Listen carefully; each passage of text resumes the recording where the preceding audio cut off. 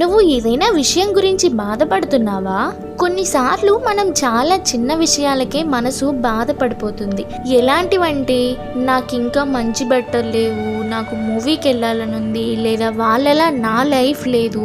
ఇలా చాలా విషయాల కోసం చాలా మంది బాధపడుతుంటారు. కానీ ఒక్కసారి ఆలోచించండి, ఇవాళ నిన్ను బాధ పెడుతున్న విషయం కొన్ని రోజులు, కొన్ని నెలలు గడిచాక నువ్వే దీనికోసం నేను అంతగా బాధపడ్డానా అని అనిపించదా? టైం అనేది ప్రతి దాన్ని మార్చేస్తుంది, ప్రతి బాధని కూడా తగ్గిస్తుంది.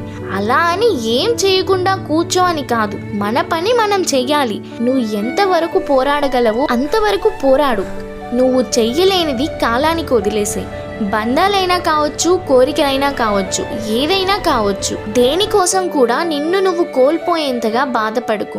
ఎప్పుడైనా ఏడవాలి అని అనిపిస్తే, ఇది లేకపోతే నా జీవితం మారిపోతుంది అని అనిపించినప్పుడు మాత్రమే ఏడు. అది నిజంగా విలువైందైతే దానికోసం ఫైట్ చేయి, చివరి వరకు నిలబడు.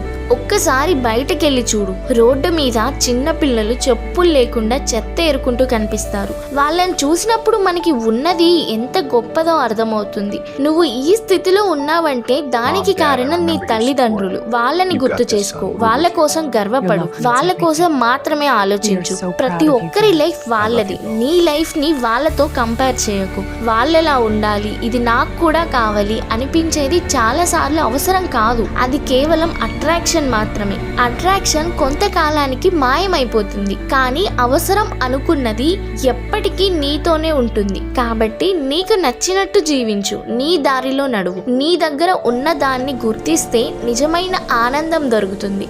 ఈ వీడియో మీకు నచ్చినట్లయితే లైక్ చేసి పురాణమిత్ర ఛానల్ను సబ్స్క్రైబ్ చేయండి.